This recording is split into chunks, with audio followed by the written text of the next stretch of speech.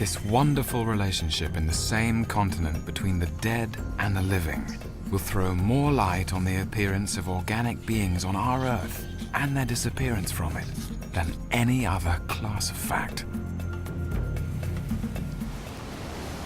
At noon, the storm was at its height, and we began to suffer. A great sea struck us and came on board. It filled our decks so deep that if another had followed, it is not difficult to guess the result. Such a night I never passed.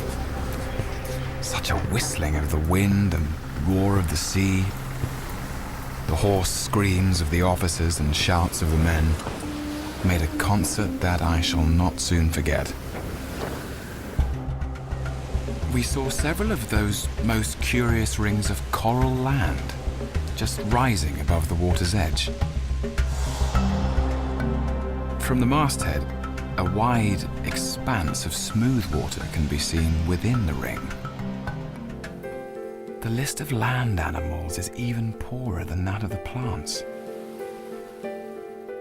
There are no true land birds. Of reptiles, I saw only one small lizard. Of insects, there were 13 species. But if we look to the waters of the surrounding sea, the number of organic beings is indeed infinite.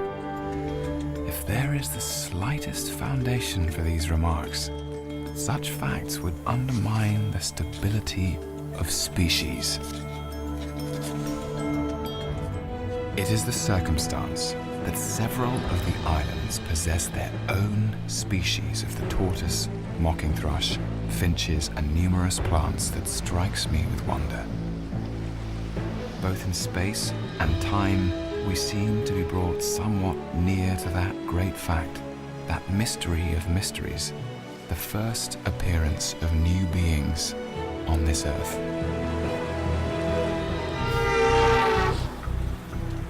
In October 1838, that is 15 months after I'd begun my systematic inquiry, I happened to read for amusement Malthus on populations.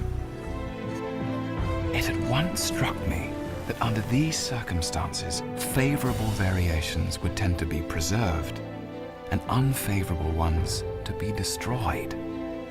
The results would be the formation of a new species. Here then, I had at last got a theory by which to work. It is interesting to contemplate an entangled bank,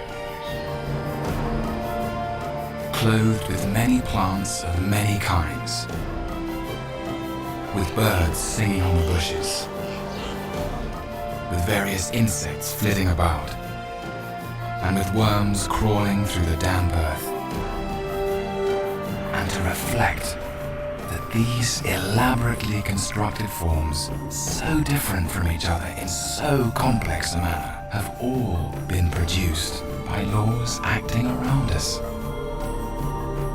There is a grandeur in this view of life, with its several powers, having been originally breathed into a few forms or into one, and that whilst this planet has gone cycling on according to the fixed law of gravity, from so simple a beginning, endless forms, most beautiful and most wonderful, have been and are being evolved.